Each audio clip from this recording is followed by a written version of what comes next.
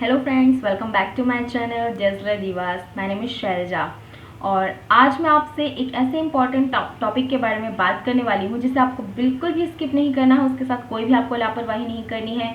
Day to day जो भी routines मैं आपको यहाँ बताने वाली हूँ उसे आपको फॉलो करना है। तो आज का टॉपिक शुरू करने से पहले अगर आपने अभी तक मेरे चैनल को सब्सक्राइब नहीं किया है तो उसे प्लीज़ सब्सक्राइब कीजिए।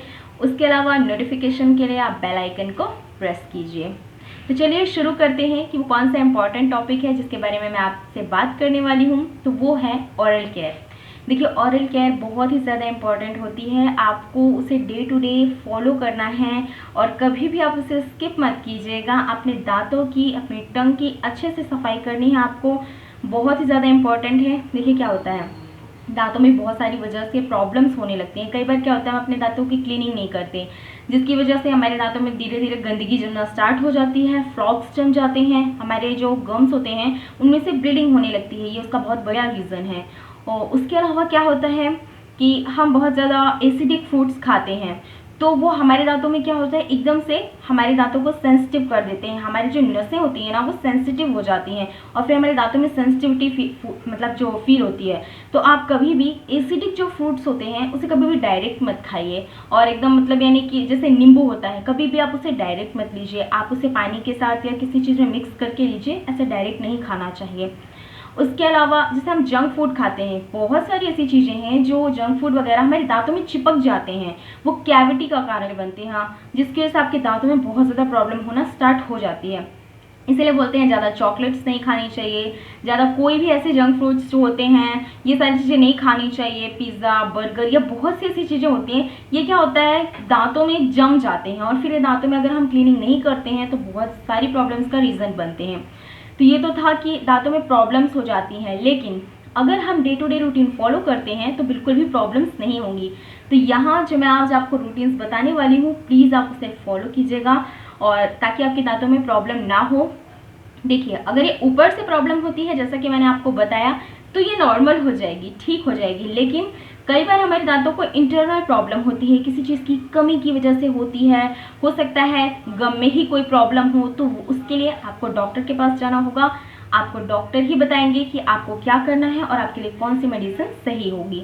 तो चलिए फिर मैं आपको बताती हूँ कि आपको सबसे पहले क्या करना है। सबसे पहले आपको ब्रशिंग करनी है, अच्छे तरीके से ब्रशिंग करनी है। देखिए, कई बार क्या होता है, हम गलत तरीके से ब्रशिंग करते हैं जिसकी वजह से भी हमारे दांतों से ब्लीडिंग हो जाती है, ब्रश लग जाता है। तो आपको गम में ब्रश बिल्कुल भी नहीं करना है, बहुत इजीली अपने दांतों की क्लीनिंग करनी है। आप दांतों में ही ब्रश करेंगे, बिल्कुल भी आप क्या बोलते हैं अपने इधर उधर जोर जोर से ब्रश ना करें प्लीज़, क्योंकि बहुत ज़ोर से लग जाती है कई बार और फिर ब्लीडिंग होना स्टार्ट हो जाती है। उसकी वजह से भी धीरे धीरे अगर मान लीजिए आप ये गलती रोज करते हैं तो फिर ये प्रॉब्लम क्रिएट होना स्टार्ट हो जाएगी। तो ऐसा आपको नहीं करना है। सेकेंड, आपको अच्छे से टंग को क्लीन करनी है। देखिए, दांतों के साथ साथ आपको अपनी टंग भी क्लीन करनी है। कहते हैं ना, बैक्टीरिया बिल्डअप होते हैं और ये बैक्टीरियाज आपके लिए अगर आप पूरे दिन सफाई नहीं रखते तो अच्छा नहीं होगा। तो आपको अच्छे तरीके से अच्छे टंग क्लीनर से, और ध्यान रखिएगा टंग क्लीनर बहुत ज़्यादा शार्प नहीं होना चाहिए, थोड़ा नॉर्मल होना चाहिए। अगर ज़्यादा शार्प टंग क्लीनर से आप टंग क्लीन करते हैं तो कट लग जाते हैं, जो कि आपके लिए बिल्कुल भी अच्छा नहीं है। तो आप नॉर्मल जो टंग क्लीनर होते हैं जो कम शार्प होते हैं, आप वैसा इस्तेमाल कीजिए, या आप अपने डॉक्टर से ही पूछ लीजिए कि आपको कौन सा टंग क्लीनर इस्तेमाल करना चाहिए। उसके अलावा अगर आपने अच्छे से ब्रशिंग भी कर ली, टंग क्लीन भी कर लिया, लेकिन अगर आप माउथ वॉश नहीं कर रहे हैं तो करना शुरू कर दीजिए। क्या होता है, कई बार कुछ जो कचरा होता है हमारे दांतों में जो फंस जाता है वो ब्रश की वजह से नहीं निकलता है, तो हमें उसे निकालने के लिए माउथ वॉश का इस्तेमाल करना चाहिए। वो जर्म्स को भी किल करता है, प्लस आपके मतलब यानी कि आपको लंबे समय तक फ्रेशनेस फील होगी और आपके दांतों के लिए, आपके मुंह के लिए बहुत ही अच्छा होता है। तो आप अभी से अगर आप नहीं करते उसका इस्तेमाल तो प्लीज़ करने लगिए। तो यहाँ मैंने जो भी आपको बताया आपको उसे फॉलो करना है। प्लस एक सबसे इम्पॉर्टेंट चीज़, जो भी आप टूथपेस्ट इस्तेमाल कर रहे हैं उसके अलावा अगर आप माउथ वॉश इस्तेमाल करें, ध्यान रखिएगा उसके इंग्रेडिएंट्स अच्छे होने चाहिए। एक अच्छा टूथपेस्ट आप इस्तेमाल कीजिए। देखिए, कई प्रकार से टूथपेस्ट होते हैं, पहले क्या होता था, और प्रॉब्लम्स के हिसाब से भी टूथपेस्ट होते हैं। मैं आपको बता दूं, जैसे आपके दांतों में अगर पेन वगैरह हो रहा है तो आप डाबर लाल जो टूथपेस्ट होता है उसका इस्तेमाल कर सकते थे। कभी कभी क्या होता है, आपको लगता है हमारे दांत में थोड़े येलो हो गए हैं, वो हो जाता है कई बार, तो आप उसके लिए आप कोलगेट वगैरह का इस्तेमाल कर सकते हैं। कोलगेट में काफ़ी सारे मतलब टूथपेस्ट होते हैं। कोलगेट एक ऐसा ब्रांड है जिसमें बहुत सारे टूथपेस्ट हैं, तो आप उसका इस्तेमाल भी कर सकते हैं वाइटनिंग के लिए।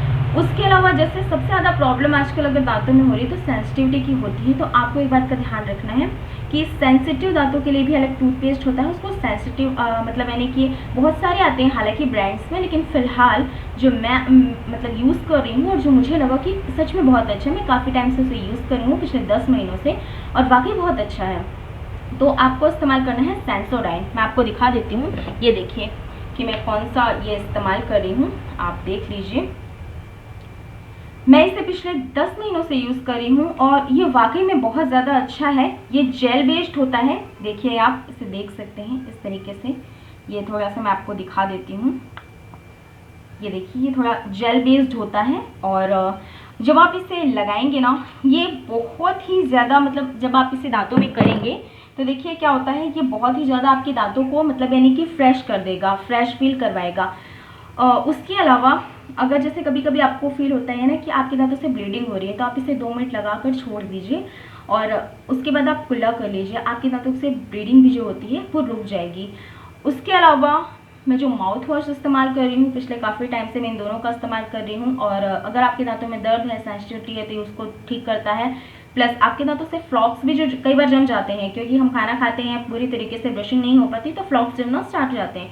ये फ्लॉक्स को भी धीरे धीरे करके रिमूव कर देगा। तो मैं आपको बता रही हूँ, ये देखिए ये लिस्ट्रीन माउथ वॉश है, मैं इसे ये लगभग ख़त्म होने को आया, वैसे मैं इसे काफ़ी टाइम से यूज़ कर रही हूँ, ये फिलहाल इतना बचा हुआ है, बहुत अच्छा है। सबसे इम्पॉर्टेंट बात ये है कूल मिंट है, तो आपको फ्रेशनेस अच्छी देगा। उसके अलावा मतलब ज़्यादा महंगा भी नहीं है, मतलब कॉस्ट टू बेनिफिट है, मेरे हिसाब से तो कॉस्ट टू बेनिफिट है। ये आपको लगभग 125 या 140 के अराउंड ही पड़ेगा, और उसके अलावा ये ज़्यादा महंगा नहीं, 250 ml का है, बहुत ही अच्छा है।